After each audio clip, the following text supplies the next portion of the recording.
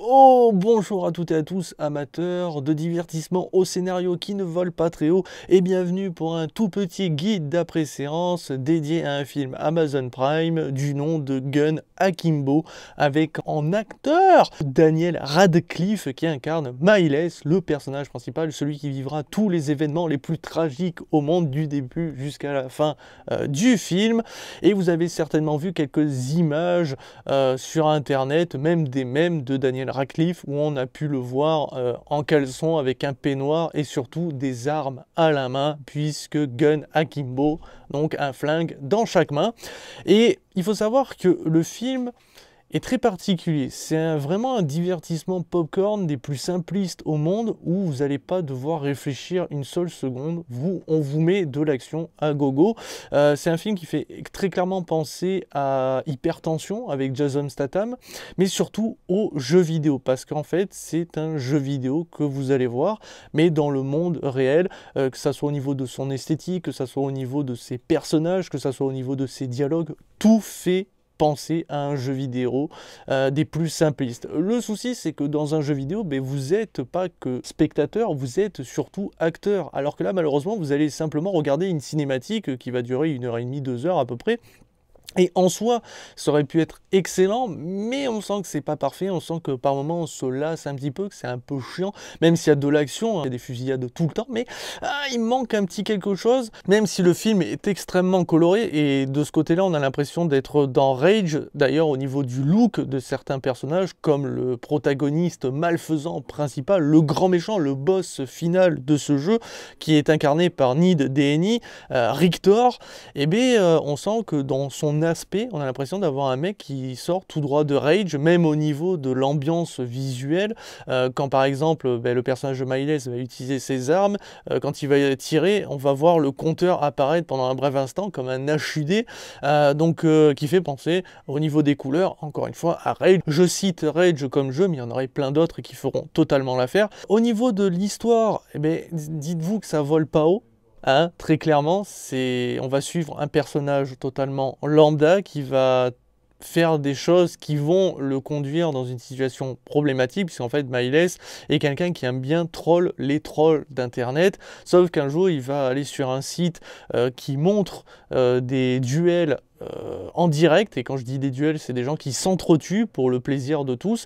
Le souci, c'est qu'il trouve ça dégueulasse, et en fait, il fait en sorte que les trolls s'énervent contre lui, et ça l'excite. En gros, le souci, c'est que l'administrateur en chef du site, qui n'est autre que Rictor, le boss final, va lui faire comprendre que s'il continue, ça risque de mal tourner pour lui, sauf que Miles continue, et Rictor va lui rendre une petite visite avec ses sbires, et lui dire, maintenant que tu as voulu jouer au héros, il est temps pour toi d'en payer le prix, et donc tu vas devoir participer à notre petit duel, et il va devoir affronter Nyx, une des grandes duellistes, hein, très réputée et très appréciée dans le milieu, qui est incarnée par Samara Weaving.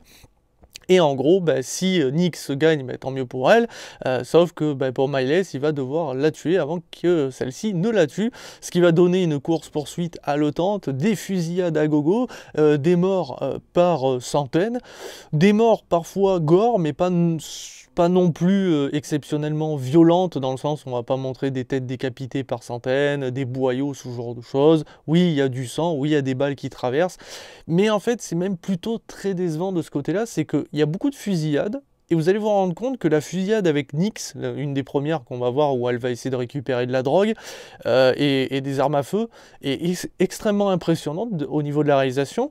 On sent que le mec il s'est éclaté avec sa caméra, on va voir des ralentis, on va voir des balles traverser un corps, puis tout d'un coup tu vas voir la caméra suivre la balle, puis rentrer dans le corps, et puis repartir dans un autre sens. Enfin, tu sens que le mec s'est éclaté. Et puis t'as une ou deux scènes comme ça, et puis après, on n'en a plus rien à foutre. On a tout donné pour quelques scènes, bien après, main dans le slip. Et c'est fort dommage, c'est qu'on sent qu'il n'y a pas une certaine continuité dans la réalisation. C'est qu'on donne tout dans les premières minutes, et puis après, Ça ne veut pas dire qu'il n'y aura pas des plans de caméra aussi incroyables, mais tu sens que le niveau régresse au fur et à mesure du temps, ce qui est fort dommage. Et la réalisation est due à Jason Lee Odden, donc il fait du bon travail, mais en même temps il se fout pas la cheville à 100% pendant tout le film, même s'il y a vraiment une esthétique visuelle au niveau des personnages, au niveau des lumières, au niveau même de l'ambiance sonore qui colle parfaitement aux scènes qu'on voit, on sent qu'il se fout le paille. Donc techniquement parlant, c'est vraiment du 50-50, il y a tout et en même temps, il n'y a pas grand chose. Après, au niveau des personnages, est-ce qu'on arrive à s'attacher à eux? Globalement, non. Parce que c'est des personnages de jeux vidéo. Ils sont vraiment très simplistes. Ils ont des dialogues, limite, on a l'impression d'avoir de véritables PNJ.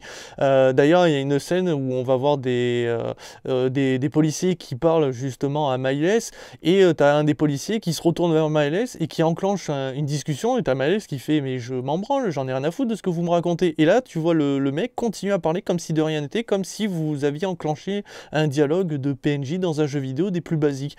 Donc c'est pour ça que la sensation de s'attacher au personnage n'est pas réussie, parce que c'est très difficile au niveau de l'écriture, et en même temps c'est voulu. L'objectif de ce film, c'est de vous plonger dans un jeu vidéo.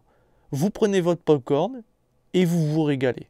On vous divertit. T'arrives quand même à bien te marrer, à rire, pas forcément, mais à sourire, quand tu vois Miles essayer de prendre pour la première fois son téléphone avec les deux flingues dans la main, ou quand il essaye de mettre un pantalon et qu'il n'y arrive pas et qu'il doit demander à un clochard de le faire pour lui. Voilà, il y a des scènes qui font sourire, il y a des moments qui sont drôles, mais sans plus.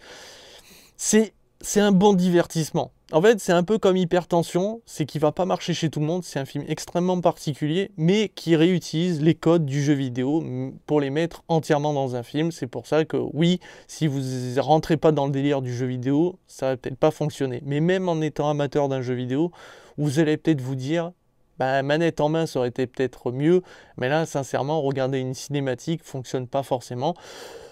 Mais bon, sincèrement, on lui demandait pas grand-chose, et j'étais plutôt satisfait. J'ai été diverti, j'ai passé un bon moment.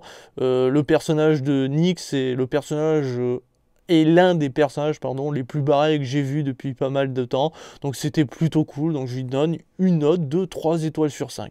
Je peux pas lui donner plus, parce que sincèrement, on aurait pu faire largement mieux, surtout au niveau de la technique. Encore une fois, comme j'ai dit, quand on voit ce qui se passe dans la scène où Nix doit essayer de récupérer des armes à feu et de la drogue, tu te dis que ça aurait pu être comme ça du début jusqu'à la fin, ça aurait été exceptionnel. Il y a quelques dialogues qui auraient pu être un poil mieux travaillés, mais bon, comme ils essayent de se moquer plus ou moins des jeux vidéo et des scénarios de jeux vidéo, il fallait pas s'attendre à grand chose non plus. Enfin bon voilà, je ne vais pas rentrer plus dans les détails. Sachez en tout cas que Daniel Radcliffe s'en sort extrêmement bien et c'est un rôle qui lui va à merveille et j'espère le voir dans d'autres films similaires. Voilà qui conclut cette critique. Je vous dis à très très vite et à très bientôt pour toujours plus de vidéos, de critiques de films, mais aussi de live sur Twitch. Ciao ciao les amis.